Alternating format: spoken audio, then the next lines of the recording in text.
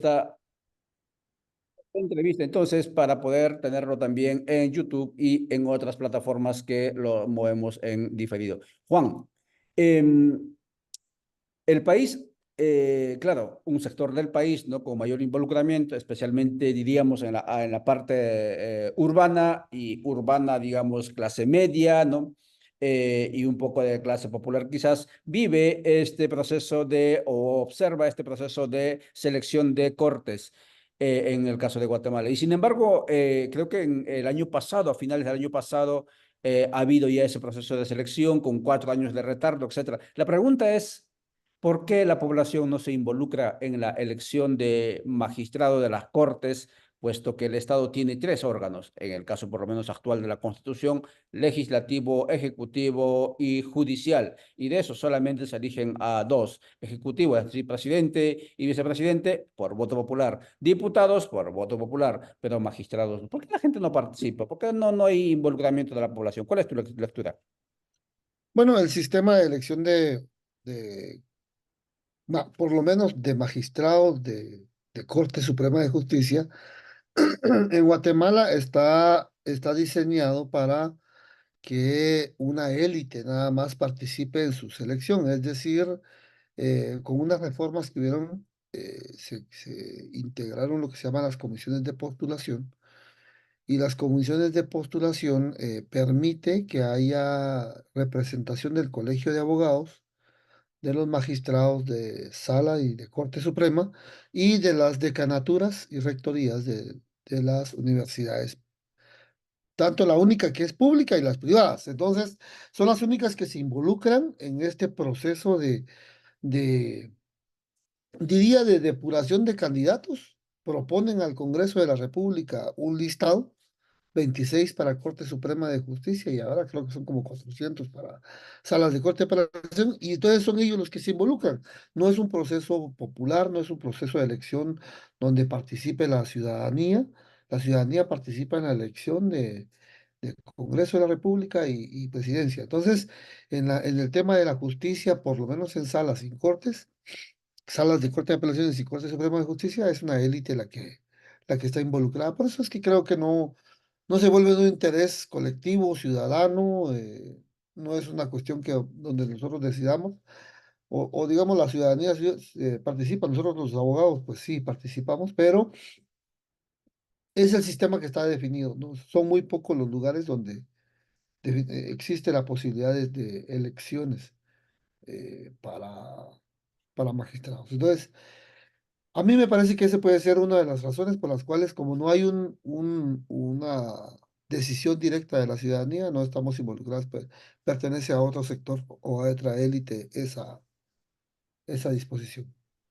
Pertenece a otra élite, a otro sector, esta decisión, esta facultad, esta potestad de decidir quiénes van a conformar las cortes en el caso de Guatemala para definir quiénes cumplen o quiénes incumplen las normas establecidas en el país, nos dice Juan Castro en esta conversada que hacemos desde www.radioxtgt.com.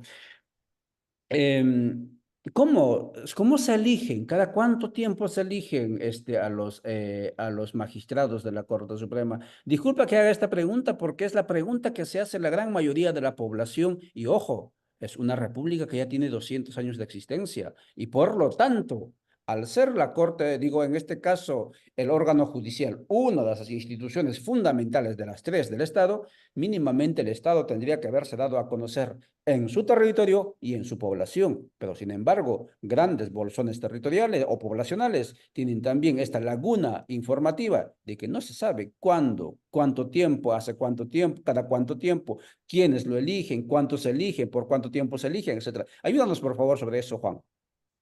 Bueno, las cortes se eligen a cada 5 años. Deben ser relevados en octubre a cada 5 años. Pero tuvimos un conflicto hace 9 años o casi 10 años, ¿no?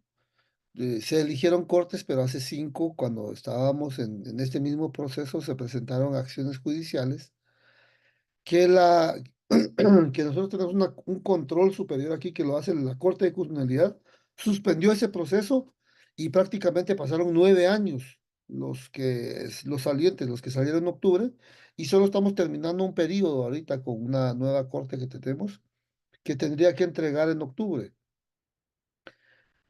El Congreso de la República debe de convocar 4 meses antes de octubre de cada 5 años el proceso de elección. Y entonces, tanto la Corte Suprema de Justicia entra en un proceso de elegir entre sus magistrados quiénes van a ser los 12 que van a representar a magistrados de salas y que, bueno, casi que entra todos los 12 o 13 magistrados de Corte Suprema de Justicia. El Colegio de Abogados entra también en un proceso de selección de sus postuladores, que es muy interesante, ¿no? Porque ese proceso de postuladores del Colegio de Abogados se vuelve como un mercado electoral, eh, igual o peor que las elecciones que se puedan dar para candidatos de un partido político, ¿no? Hay muchas dádivas para muchos eh, colegiados de abogados y abogadas. Se vuelve de verdad un mercado terrible. Hay mucha gente interesada en nombrar postuladores porque ese primer filtro en el que participa la corte, los decanos y los abogados van a, van a nominar el tipo de corte suprema que tenemos. Si aún con ese proceso hay dificultades ahorita, porque lo que sigue después de que se nominan a los creo que son como 36 o 37 delegados para elegir salas y 37 delegados para elegir Corte Suprema, porque son 12 del Colegio de Abogados, 12 de las magistraturas y 12 son 12 decanaturas. Entonces se vuelven 36 más el presidente, 37 votos, los que van a filtrar. El punto y la cuestión acá eh, es cómo se van a conjugar los votos de todos estos postulantes para ir filtrando quiénes van a pasar. Entonces hay como líneas de interés, ¿verdad? En este momento en Guatemala una línea fuerte de votos va a estar dirigida por gente vinculada a un magistrado de la Corte de Constitucionalidad que se llama Néstor Vázquez Pimentel.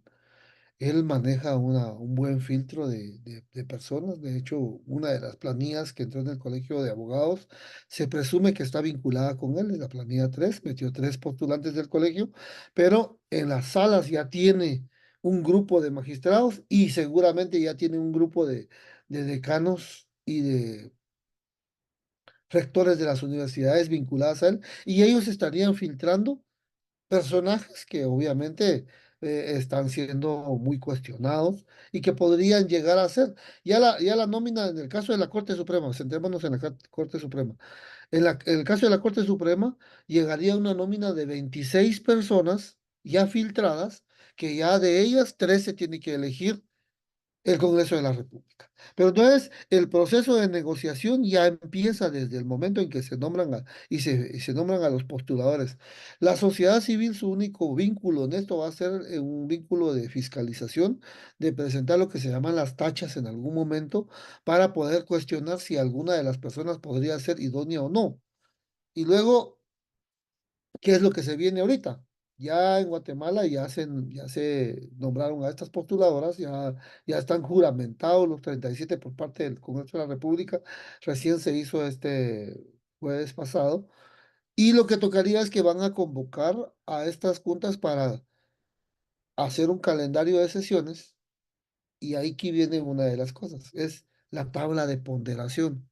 ¿Cómo van a calificar a cada uno de los que van a postularse como magistrados de la Corte Suprema de Justicia?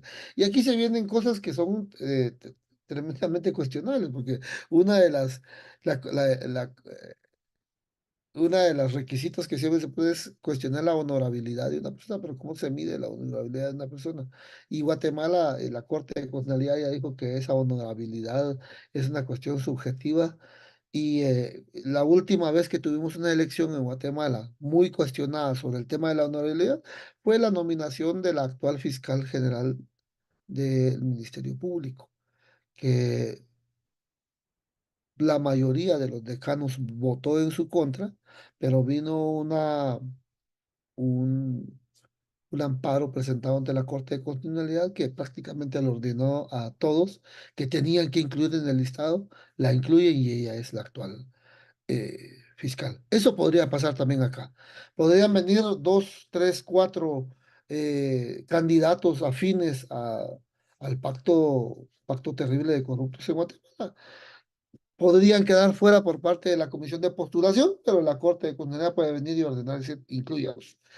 Y entonces tendríamos una nómina de 26 que no tendría mucho chance el Congreso de poder definir quiénes podrían ser estas personas.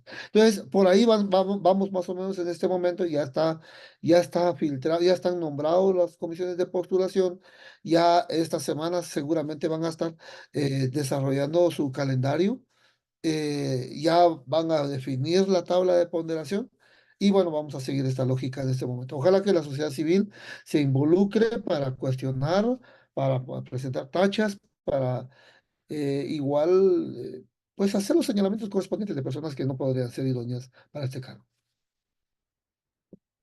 Sí, es así de engorroso, así de novedosa es el proceso de selección, no de elección, sino de selección de magistrados, de integrantes de las Cortes en el caso de Guatemala, al igual que otros países, estados bicentenarios.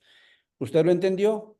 Y yo, porque tengo algo de formación, conozco algo de constitución, sí entiendo un poco, pero la gran mayoría de los que estamos con el machete o de los que estamos en el día a día con el comercio, no lo vamos a entender. ¿Sabe por qué?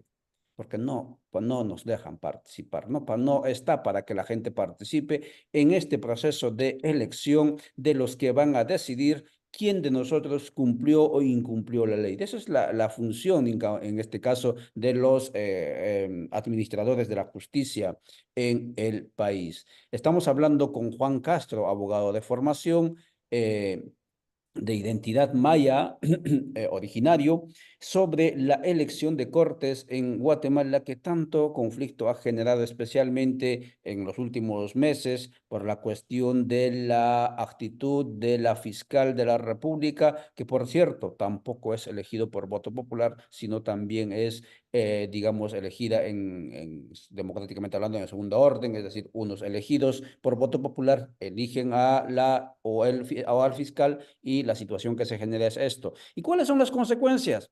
Que usted no puede hacer nada para sacarlos o mantenerlos en el poder, porque si fuesen electos por voto popular, habría la posibilidad de revocarlos de su mandato. Ese mecanismo de participación popular que existen en otros países y que se aplican, ¿no? Para los gobernantes que pierden la legitimidad popular, etcétera, se les somete a revocatoria de mandato. En el caso de Perú, por ejemplo, los que nos están siguiendo por rondas campesinas, en este momento ustedes están promoviendo diferentes procesos de revocatoria de mandato, por ejemplo, al alcalde de Lima.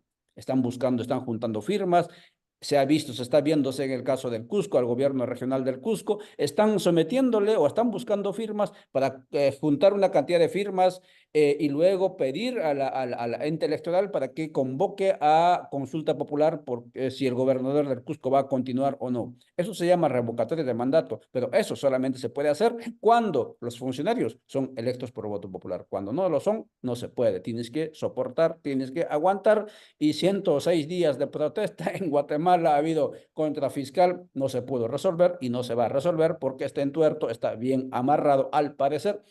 No sé si estás de acuerdo, Juan, con mi lectura, pero eso es lo que yo veo. Está muy amarrada esta situación y no sé si podemos pasar a la siguiente. No sé si quieres decir algo y después pasamos a la última parte de la tertulia.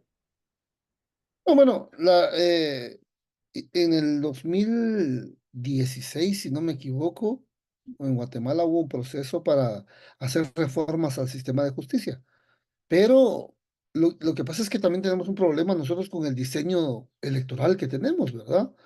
Tampoco existen controles eficientes que puedan determinar cómo se financian los partidos políticos y que muchos de ellos ganan ventaja sobre otros.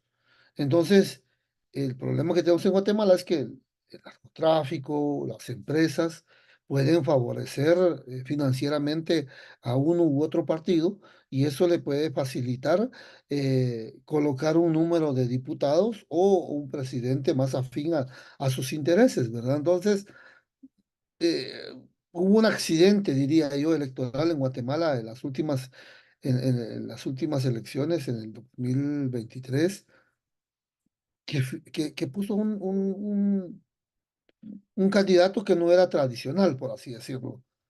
Aunque pues es cuestionable cómo está desarrollándose en este momento, pero digamos que hubo un accidente ahí que no necesariamente creo que pueda repetirse siempre. Entonces, yo no sé en este momento si tuviéramos la posibilidad de elegir magistrados de corte con el sistema electoral que tenemos, no sé si favorecería más a una justicia independiente.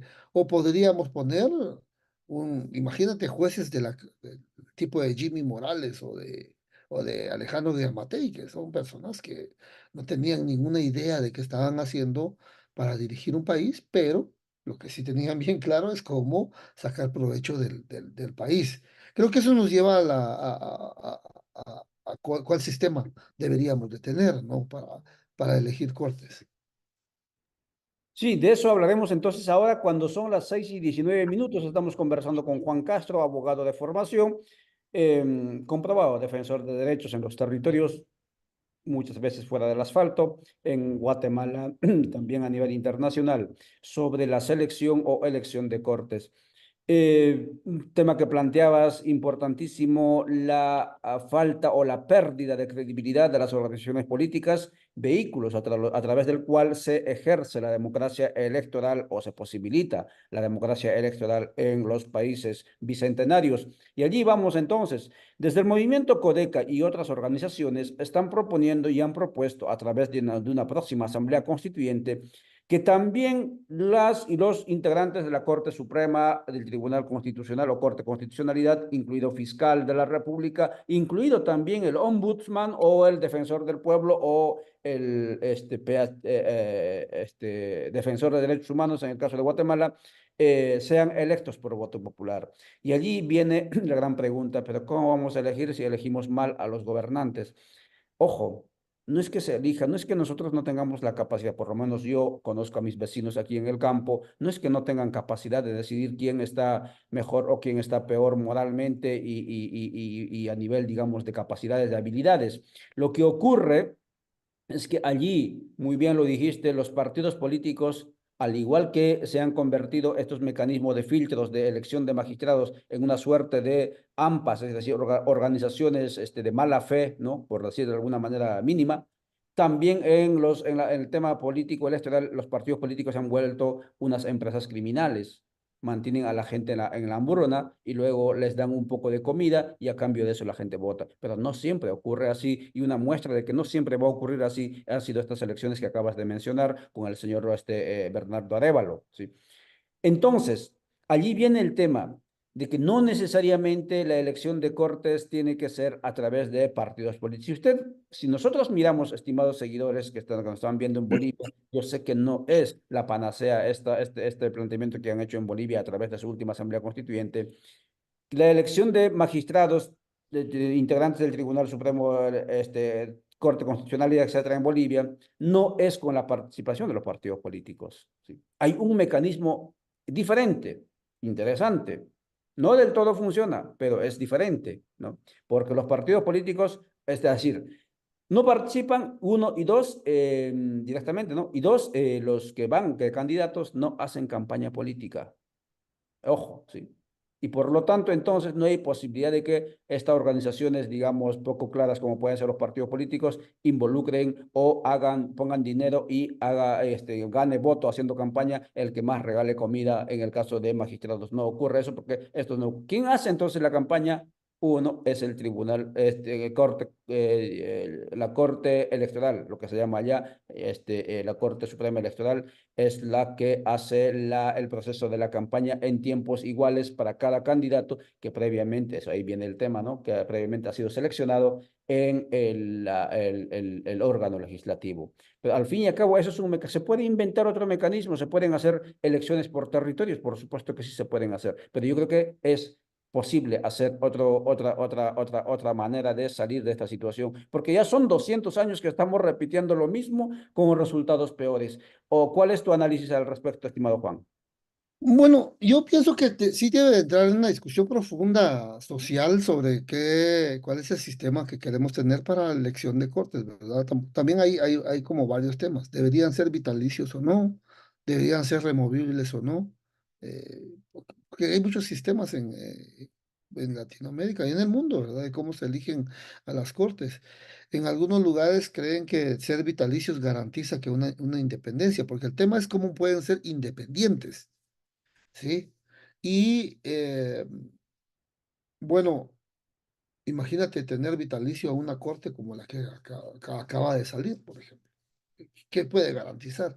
Y siempre pensamos posiblemente, porque eso es lo más cercano que tenemos, ¿verdad? Lo que hemos vivido. Claro que habrá que hacer análisis comparativo, ¿no?, con otros sistemas. A mí me parece que esas discusiones no se han tenido. Imagínate que la última constitución que tenemos acá es la del 85, se hizo en el marco de la guerra. Eh, no obstante, es una constitución no tan mala, fue avanzada en su momento. Claro, ya quedó, ya quedó obsoleta, digámoslo así, para la realidad nacional actual. Y entonces sí toca que nos involucremos. Lo otro es cómo definimos cuotas de representación. Yo ni diría cuotas, ¿verdad? Es que los magistrados de la Corte Suprema de Justicia están muy lejanos de la realidad nacional. eh, Usualmente entra, en las últimas tres cortes que yo he visto, entra uno, un maya, diría yo más bien un indígena, ni siquiera maya, porque el indígena que entró a la corte es el que permitieron que entre, pero piensa igual o peor que los que están en el sistema, ¿no? Entonces, solo entra a confirmar el sistema, no hay un discurso sobre la plurinacionalidad o pensar en el pluralismo jurídico. No. Aquí entra el permitido que va a entrar a la Corte Suprema de Justicia, es un permitido que va a entrar a confirmar el sistema. Entonces, bueno, como que yo pienso que tanto el modelo de elección o selección de personas que van a llegar a la Corte debe ser una cosa discutida ampliamente. Si nos vamos a encaminar en algún momento a una reforma constitucional o a una nueva constituyente, entonces tenemos que poner las reglas sobre la mesa, discutir cuál podría ser este sistema. Como te digo, aquí la- los abogados y la corte confirmamos el sistema, somos soldados del sistema. Nosotros venimos a confirmar el sistema. Jugamos con las reglas que pone el sistema.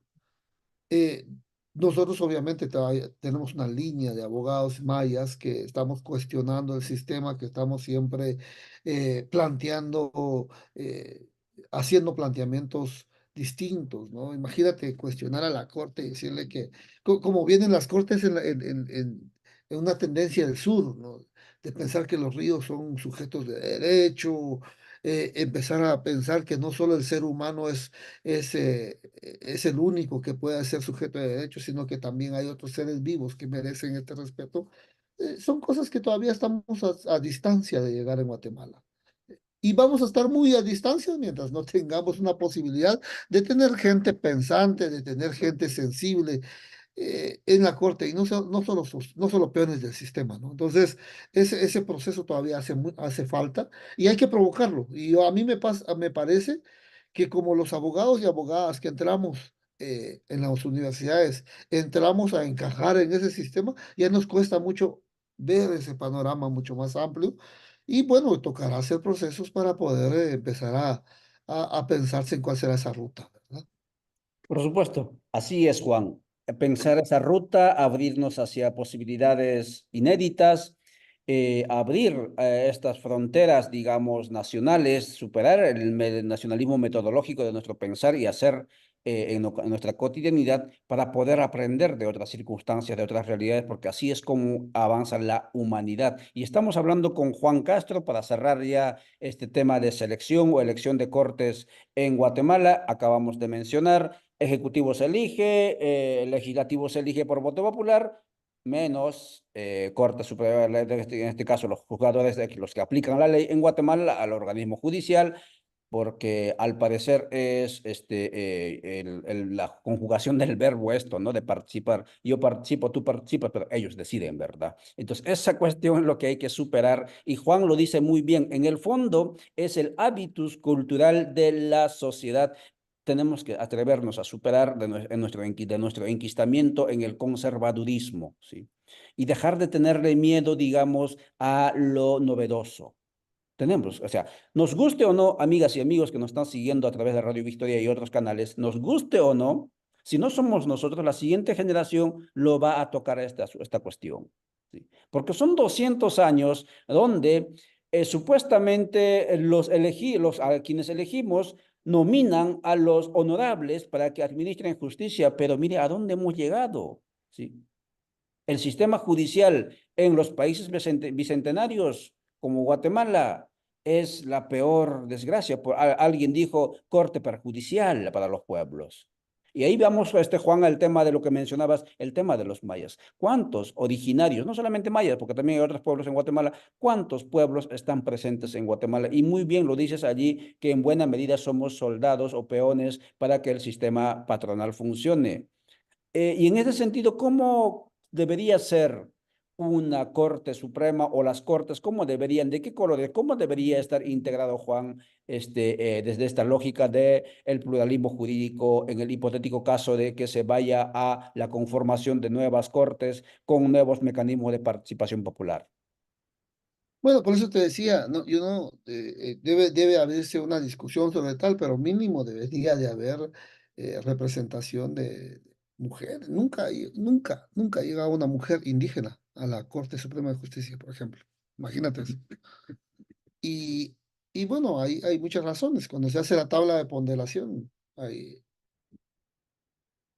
las, quienes tienen doctorados, maestrías y han tenido la posibilidad de estar dando cátedras en las universidades, han sido los que tienen, los que van a tener mejor ponderación. Y desgraciadamente no alcanzamos a llegar, digamos, a ese puntaje. Pero más allá de eso, es también comprender la realidad, ¿verdad? Entonces, los mayas hasta las últimas 3 décadas creo que tenemos más posibilidades de llegar a la universidad, de entender cómo funciona este sistema. Entonces, por ahí también no tenemos las mismas ventajas que ha tenido otros estamentos para poder estar en las universidades y poder competir por esos espacios. Pero definitivamente debería de ser una corte más plural, debería ser una corte más comprensible de la realidad nacional y del contexto. Debería ser una corte que pueda realmente impartir justicia bajo estos parámetros de igual entre iguales y desigual dentro de desiguales. O sea, ya, ya eso ya está muy discutido, es decir, la justicia debe ser realmente un concepto que debe alcanzar a- al interés común y no garantizar la impunidad. Es lo que estamos viendo en este momento. O sea, la justicia no está para todos, sino para solo una clase social y eso no permite que haya, digamos, paz, no permite que haya desarrollo integral, no permite que haya una sociedad vinculada al bienestar social. No queremos decir esos términos muy que hablan en el sur de la suma causa y aquí no, todavía no estamos en esos términos, ¿verdad? Ojalá haya un nivel de discusión mucho más amplio. Ojalá nos metamos todas y todos a esta discusión para pensarnos, como te digo otra vez, cuál va a ser la ruta a seguir. Muchas gracias, Juan Castro. Habló con www.radiovictoriagt.com, con Rondas Campesinas del Perú, Mincomunicaciones Argentina, al carajo.org de Colombia, Vía La Soberana, Radio Dignidad de Honduras y otros canales sobre la selección o elección de cortes en Guatemala y la posibilidad o la necesidad de replantearnos en el país un proceso de asamblea constituyente y debatir esa propuesta interesante, que no es la panacea seguramente, pero interesante, de por qué no elegimos también a nuestros magistrados o a los que deciden qué es lo justo y qué no es lo justo, como se hizo en otras civilizaciones, en otros pueblos, pero también como se hace en este tiempo en otros países. A las 9 de la mañana, amigas y amigos, volveremos a través de este canal a su pantalla móvil para presentarles la conferencia de prensa que el movimiento Codeca, impulsando el proceso de Asamblea Constituyente, presenta hoy de acciones colectivas para próximas horas. Hasta entonces, chao, chao. Y muchas gracias, Juan. Gracias por estar siempre con nosotros cada vez que te invitamos. Muchas gracias, chao, chao.